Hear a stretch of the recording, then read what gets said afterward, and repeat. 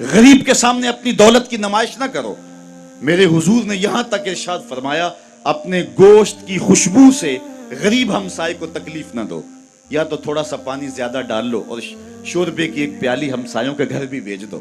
اگر ایسا نہیں کر سکتے تو ایسے زاویے اور ایسے وقت میں کھانا پکاؤ جب غریب کے بچے سو چکے ہیں. اگر مزدور کے بچے ضد کر بیٹھے اور ان کا بوڑھا باپ اور مزدور اور غریب باپ ان کی ضد کو پورا نہ کر سکا, ان بلکتے ہوئے بچوں کو چپ کون کروائے گا؟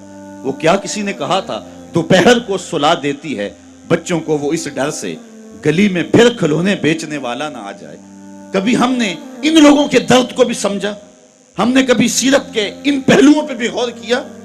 آج ہم اپنی بیٹی کی شادی کرتے ہیں تو اس کا جہیز چارپائیوں پہ بچھا دیتے ہیں, اور ہمارے دیہاتوں میں رواج ہے کہ خاتون کو کہتے ہیں کہ جاؤ پورے محلے میں پوری بستی میں جا کے ڈھنڈورا دے دو کہ بیٹی کا جہیز دیکھ جاؤ.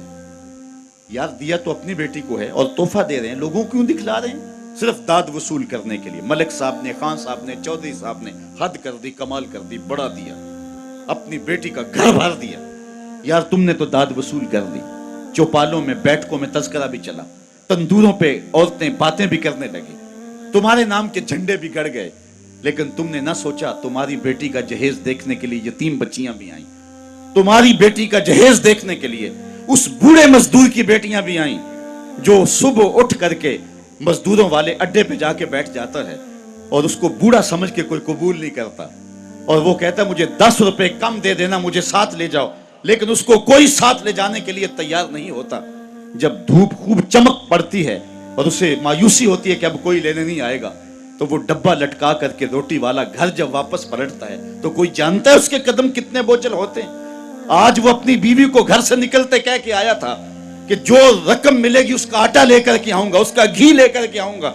آج وہ خالی ڈبہ روٹی کا واپس جب پلٹا کے لے جا رہا ہوتا ہے, اس کے لیے گھر کی دہلیز نہیں ہوتی, پل سرات ہوتی ہے, اور اندر لوگوں کے کپڑے سی سی کے اور لوگوں کے گھروں کے برتن مانج مانج کے اپنے جہیز کی چیزیں بنانے والی بیٹیاں جب اپنے باپ کو یوں آج بھی خالی آتا ہوا دیکھتی ہیں تو جو کچوکے ان کے دل پہ لگتے ہیں اس کا مداوع کس کے پاس ہے؟ تم نے تو داد وصول کر لی, لیکن تمہاری بیٹی کا جہیز دیکھنے کے لیے اس مزدور کی بیٹیاں بھی گئی. تارا ٹوٹتا سب نے دیکھا, یہ نہ دیکھا ایک نے بھی, کس کی آنکھ سے آنسو ٹپکا, کس کا سہارا چھوٹ گیا.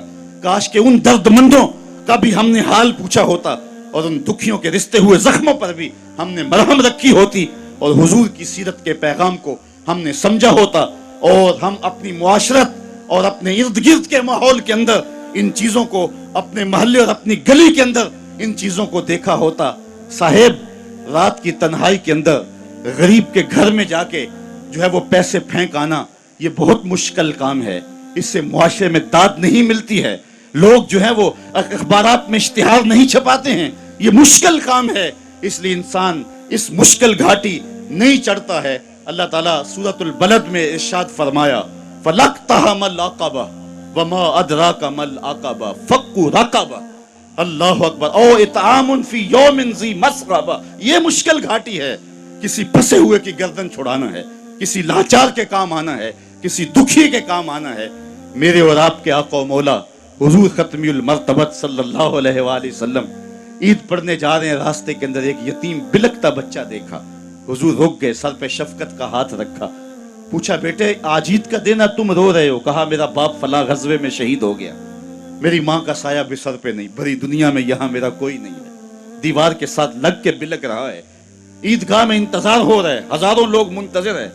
آقا کریم نے دل جوئی یتیم کو, یتیم کی دل جوئی کو اتنا مقدم سمجھا کہ اس کو لے کے واپس گھر آئے اور آ کے کہا کہ اس کو لباس دیا جائے, اس کو کھانا کھلایا جائے, اور اس کو جیسا حسنین کریمین کو لباس دیا گیا تھا ایسا اس بچے کو پہنایا گیا, کھانا کھلایا گیا. حضور نے احساس محرومی دور کرنے کے لیے مزید اس کے سر پہ شفقت بھرا ہاتھ رکھا اور مسکراتے ہوئے فرمایا کیا بیٹا تو اس بات کو پسند نہیں کرتا کہ محمد تیرا باپ لگے, عائشہ تیری ماں لگے اور فاطمہ تیری باجی لگے؟ اس نے کہا یہ رشتے مل جائیں تو اور کیا چاہیے. کہا آج کے بعد یہ تیرے رشتے ٹھہرے. ایک انگلی سے حسنین کو لگایا ہے, ایک انگلی سے وہ یتیم بچہ ہے. حضور عیدگاہ کی طرف بڑھ رہے ہیں, اور بھی بچے اپنے ماں باپ کے ساتھ جا رہے ہیں. یہ یتیم زبان حال سے کہتا ہے تھا تو یتیم, لیکن یتیمی کا مزہ آ گیا, مصطفیٰ کی انگلی تھام کے جا رہا. تو حضور علیہ السلام کی سیرت جب نسل نو کے سامنے رکھیں،